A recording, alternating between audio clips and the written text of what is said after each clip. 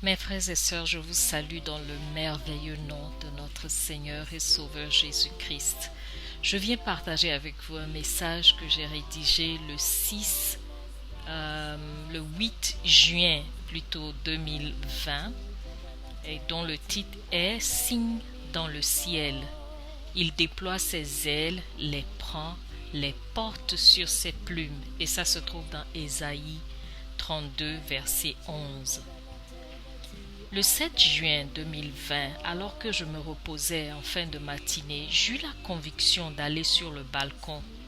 Ce faisant, je remarquai un nid d'oiseaux vide à côté des câbles du climatiseur.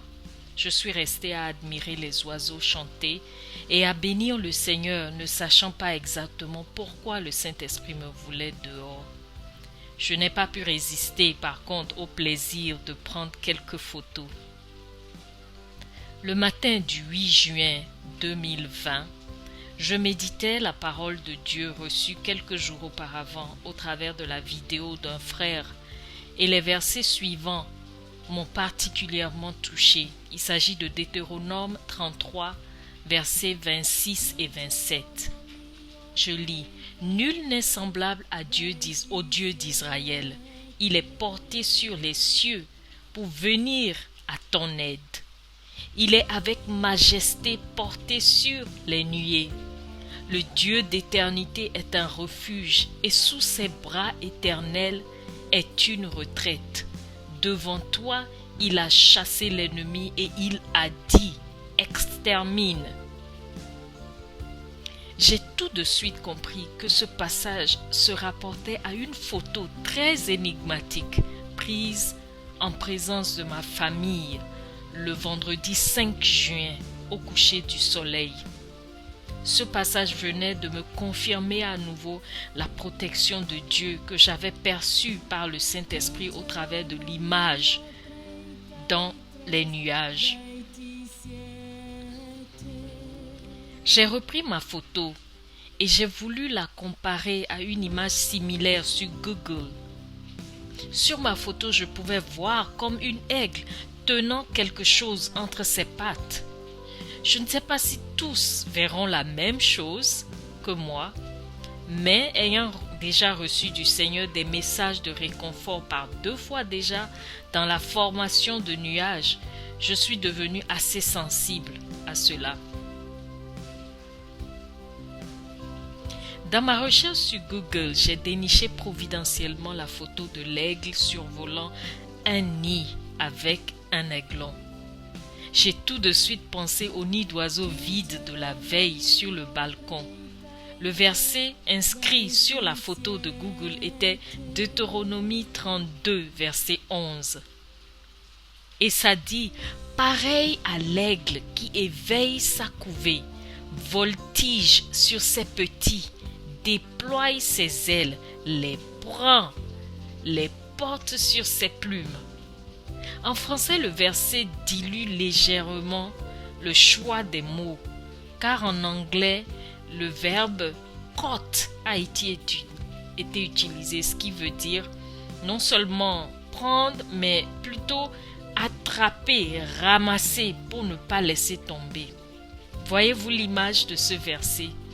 Je vous encourage à lire sur comment la mère aigle apprend à son aiglon à voler pour comprendre comment elle le pousse de son nid et avant qu'il ne tombe des hauteurs pour s'écraser, l'attrape et le porte. Après plusieurs entraînements, l'aiglon déploie ses propres ailes et vole. Alléluia! Waouh! Je saisis mieux la parabole de Dieu au travers du signe dans les nuages. Tout se réfère à sa parole, frères et sœurs. Même lorsque nous semblons vouloir nous écraser sous l'adversité, comme une aigle, le Seigneur nous attrape et nous porte sous ses ailes. Dieu permet nos problèmes et défis, non pas pour nous écraser, mais pour nous emmener à déployer nos ailes d'aigle et à voler. Comme une aigle pousse ses aiglons hors du nid pour leur apprendre à voler en les jetant du haut et en les rattrapant à temps afin qu'ils ne s'écrasent au sol. Gloire à notre Dieu. Quel message réconfortant du Seigneur, frères et sœurs, d'autant plus que j'avais connu cette semaine-là une série d'épreuves. Notre Père nous aime. En vue de notre transformation de gloire en gloire, il va falloir s'attendre à faire face au vent afin d'apprendre à déployer nos ailes d'aigle. Nous sommes appelés à voler haut comme des aigles. Souvenez-vous de Ésaïe 41, verset 31. Même si l'envol est solitaire et qu'aucune autre espèce d'oiseau ne peut voler aussi haut, mais nous savons que les aigles parviennent au sommet des montagnes les plus élevées. Je m'en tiens ici, afin que le Saint-Esprit parle à chacun de vous et vous édifie par ce message. Il y a peut-être encore d'autres leçons à tirer de cette photo, mais pour l'instant, voilà ce que j'ai à partager. Si vous en avez d'autres, n'hésitez pas à me les envoyer par email à faithfulandwisesteward@gmail.com. Vous pouvez vous référer au manuscrit que je laisse toujours, si c'est disponible, au niveau de la description de la vidéo.